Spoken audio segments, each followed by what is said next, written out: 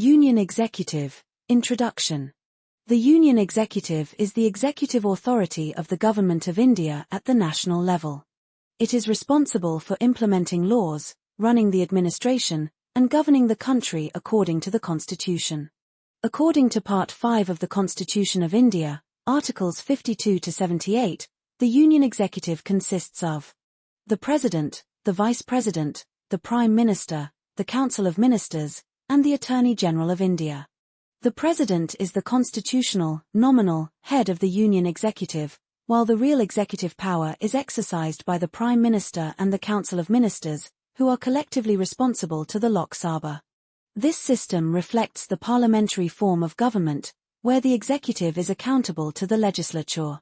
Thus, the Union Executive plays a vital role in maintaining governance, administration, and constitutional balance in India. Powers of the Union Executive. The Union Executive exercises wide powers to govern the country and implement the laws passed by Parliament. These powers are mainly exercised by the President, Prime Minister, and Council of Ministers. The Union Executive is the authority responsible for governing the country and implementing laws at the national level. To perform these functions effectively, the Constitution of India grants wide-ranging powers to the Union Executive. These powers are mainly exercised by the President, Prime Minister, and the Council of Ministers.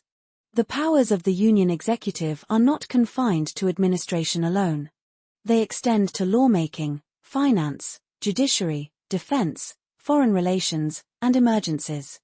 Though the President is the nominal head, the real executive powers are exercised by the Council of Ministers under the leadership of the Prime Minister, who are collectively responsible to the Lok Sabha. Thus, the powers of the Union Executive ensure smooth administration, effective governance, and constitutional balance between the executive, legislature, and judiciary in India. Executive powers. The executive powers of the Union Executive relate to the administration and day-to-day governance of the country. These powers enable the Union Executive to implement laws, run government departments, and manage national administration in the name of the Government of India. Under the Constitution, all executive powers are vested in the President, but in practice they are exercised by the Prime Minister and the Council of Ministers. The Union Executive formulates policies, takes administrative decisions, and ensures that laws passed by Parliament are properly enforced. Executive powers also include the appointment of high officials such as governors, ambassadors, judges, and senior civil servants. The Union Executive controls various ministries and departments and coordinates their functioning for effective governance. In short, executive powers form the core of the working government, ensuring stability, administration, and efficient execution of laws in India. Legislative powers. The Union Executive plays an important role in the lawmaking process, even though the main legislative authority lies with the Parliament of India. These powers help the executive to actively participate in legislation. The President has the power to summon, prorogue, and dissolve the Lok Sabha, and also address Parliament at the beginning of its first session each year. No bill passed by Parliament can become law unless it receives the President's assent. A very important legislative power of the Union Executive is the ordinance-making power. When Parliament is not in session and immediate action is required, the President can issue an ordinance, which has the same force as an Act of Parliament. However, it must be approved by Parliament within a prescribed time. Thus, through these powers, the Union Executive ensures continuity in lawmaking and effective governance, especially in urgent situations. Financial powers. The Union Executive exercises significant control over the financial administration of the country. These powers ensure proper collection, allocation, and expenditure of public money. No money bill can be introduced in the Parliament of India without the prior recommendation of the President. The Union budget is prepared and presented before Parliament by the Executive through the Finance Minister, reflecting the government's financial policy for the year. All revenues received by the Union government are credited to the Consolidated Fund of India, and no money can be withdrawn from it without parliamentary approval. The Union Executive also manages the contingency fund to meet unforeseen expenses. Thus, the financial powers of the Union Executive play a crucial role in economic planning, fiscal discipline, and smooth functioning of the government. Judicial powers. The Union Executive has certain important judicial powers, mainly exercised by the President, which support the working of the judicial system without interfering with its independence. The President has the power to grant pardon, reprieve, respite, remission, or commutation of punishment under Article 72 of the Constitution.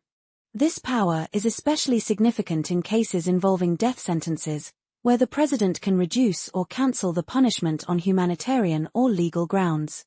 The Union Executive also plays a role in the appointment of judges of the Supreme Court of India and the High Courts, acting on the advice of the judiciary through the collegium system. In addition, the President can seek the advisory opinion of the Supreme Court on important questions of law or fact. Thus, the judicial powers of the Union Executive help ensure justice, mercy, and constitutional coordination, while maintaining the independence of the judiciary. Diplomatic powers. The Union Executive represents India in its international relations and conducts the country's foreign affairs. These diplomatic powers are exercised in the name of the President, but in practice they are carried out by the Prime Minister and the Council of Ministers, especially the Ministry of External Affairs. The Union Executive has the power to appoint ambassadors, high commissioners, and other diplomatic representatives to foreign countries and international organizations. It also receives foreign diplomats and represents India in international conferences and treaties. The Union Executive can negotiate, sign, and implement international treaties and agreements on behalf of India, subject to parliamentary approval where required. Through these powers, the Union Executive safeguards India's sovereignty, promotes friendly relations, and protects national interests at the global level. Thus, diplomatic powers enable the Union Executive to maintain India's position and dignity in the international community. Military powers. The Union Executive exercises important military powers to protect the sovereignty, unity, and security of India. Under the Constitution, the President is the Supreme Commander of the Armed Forces, though these powers are exercised in practice on the advice of the Prime Minister and the Council of Ministers. The Union Executive has control over the Indian Armed Forces, including the Army, Navy, and Air Force. It appoints the chiefs of the armed forces and takes decisions regarding defense policy, deployment of forces, and national security. The power to declare war and make peace is also vested in the Union Executive, subject to the control and approval of Parliament. Thus, military powers enable the Union Executive to ensure national defense, internal security, and protection against external aggression. Emergency powers.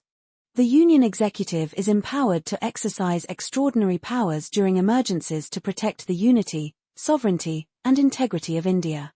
These powers are mainly exercised by the President on the advice of the Council of Ministers, as provided in the Constitution. The Constitution recognizes three types of emergencies.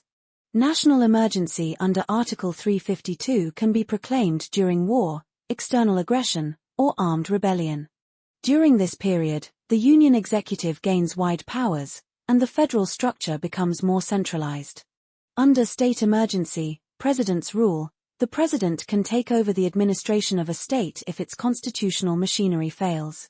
Financial emergency empowers the Union Executive to control state finances and reduce salaries of government officials if India's financial stability is threatened. Thus, emergency powers enable the Union Executive to deal with crisis situations effectively, though these powers are subject to constitutional safeguards and parliamentary approval to prevent misuse. Conclusion. The Union Executive is the backbone of the Indian government, responsible for effective governance and administration of the country. Through its executive, legislative, financial, judicial, diplomatic, military, and emergency powers, it ensures that the Constitution and laws are properly implemented. Although the President is the constitutional head, The real powers are exercised by the Prime Minister and the Council of Ministers, who are collectively responsible to the Lok Sabha. This maintains the spirit of parliamentary democracy and accountability. In conclusion, the powers of the Union Executive are essential for maintaining law and order, national security, economic stability, and international relations, while preserving the constitutional balance between the executive, legislature, and judiciary.